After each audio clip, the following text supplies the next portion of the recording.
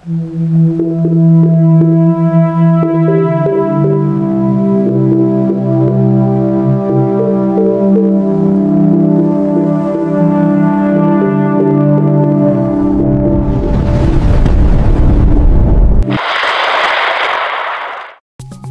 umaga po sa inyong lahat. Narito na po ang pinakabagong ulat ng panahon ngayong araw.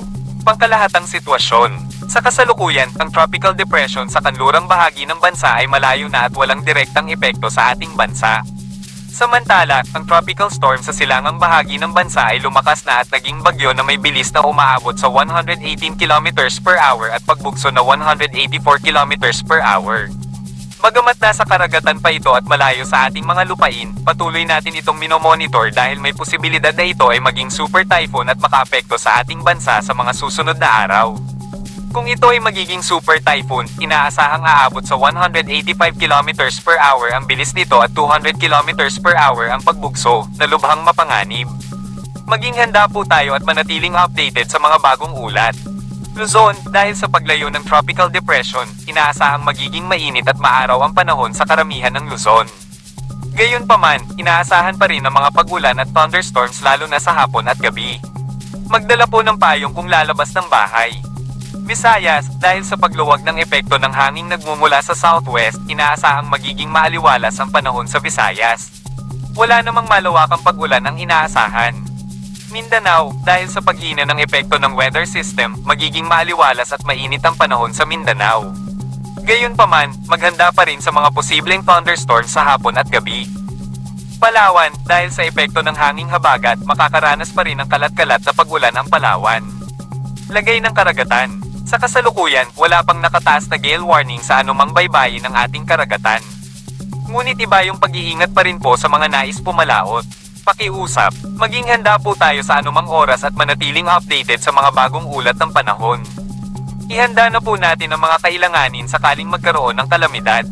Ang mga lugar na dadaanan ng bagyo ay inaasahang makakaranas ng malakas na pag-ulan na maaaring magdulot ng pagbaha sa mga lugar na malapit sa ilog. Ingat po tayong lahat. Dumako naman tayo sa ating partner para sa mga karagdagang impormasyon sa loob ng ating bansa. Night update sa magiging lagay na ating panahon. Patuloy pa rin magdudulot ng mga kalat-kalat na pag-ulan, mga pagkidlat at pagkulog ang southwest monsoon o habagat sa may kanlurang bahagi ng Southern Luzon. Lalo na po sa may Palawan area ay inaasahan natin na makakaranas sila ng mga bugso-bugso mga pag-ulan dala ng habagat.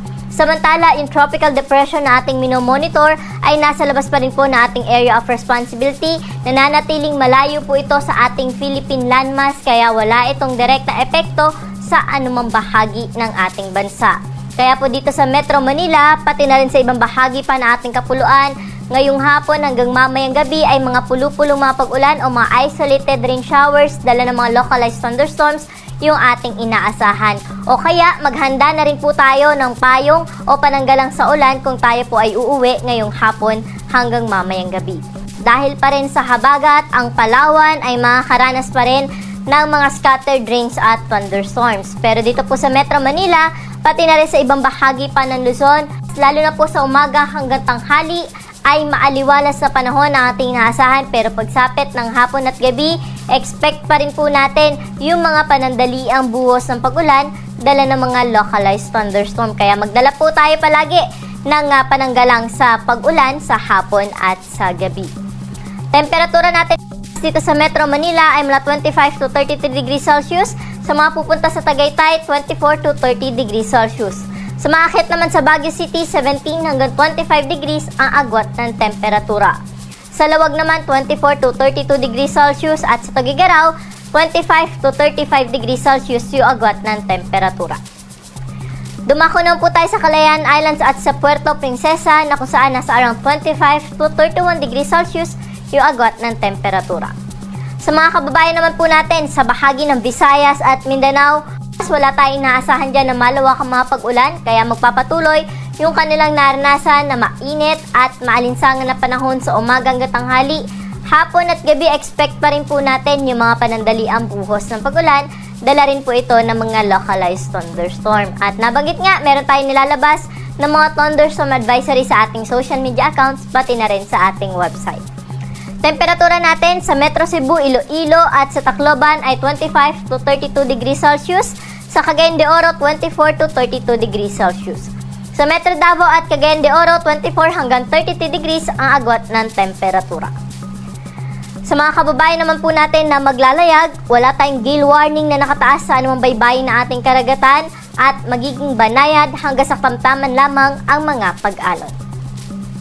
Para sa ating 3-day weather outlook sa mga pangunahing syudad sa ating bansa, dito po sa Metro Manila, pati na rin sa Baguio City, hanggang linggo, wala naman po tayo naasahan na malawakang mga pag-ulan, pero mataas po ang tsansa ng mga pag-ulan sa hapon at gabi, dala nga po ito ng mga localized thunderstorm. Kaya po kung lalabas tayo sa weekend, paghandaan po natin yung mga posibilidad ng mga pag-ulan sa hapon at gabi dahil kung malakas po ang thunderstorm ay posible pa rin po ito magdulot ng mga pagbaha at mga pagguho ng lupa sa mga bulubunduking lugar. Sa Legazpi City, Friday hanggang Saturday, generally maaliwalas yung panahon nila, pero pagdating po ng linggo, meron tayong inaasahan na posibleng sama ng panahon na kung saan yung trough o yung extension po nitong posibleng maging isang low pressure area ay umabot po sa may bahagi ng Legazpi City o sa may Bicol region area.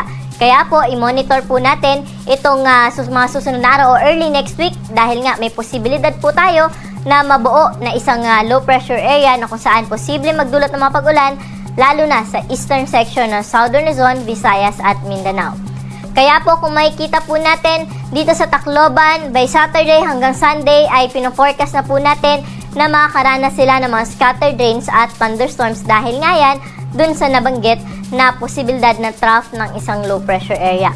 Pero hanggang Biyernes hanggang Sabado po, no, generally itong Metro Cebu at Tacloban or itong Iloilo City ay generally maaliwalas pa yung panahon, pero pagdating ng linggo, halos buong Visayas na po ay makakaranas ng maulan na panahon. Kaya po paghandaan natin itong mga posibilidad ng mga pag-ulan by early next week. Ganon din po sa Metro Davao na kung saan by Saturday hanggang Sunday, inaasahan natin na makakaranas po ito ng maulap na kalangitan na may kalat-kalat ng pag-ulan, mga pagkidlat at pagkulog. Pero ang Cagayan de Oro at Zamboanga City ay hindi naman po natin naasahan na apektado ng posibleng trough na isang low pressure area. Kaya po, generally fair weather condition na asahan natin dyan for the next 3 days, pero paghandaan pa rin natin yung mga chances ng thunderstorm sa hapon at sa gabi. At dito po sa Metro Manila, ang araw natin ay lulubog sa 6:29 ng gabi at muli itong sisikat po ng 5:29 ng umaga.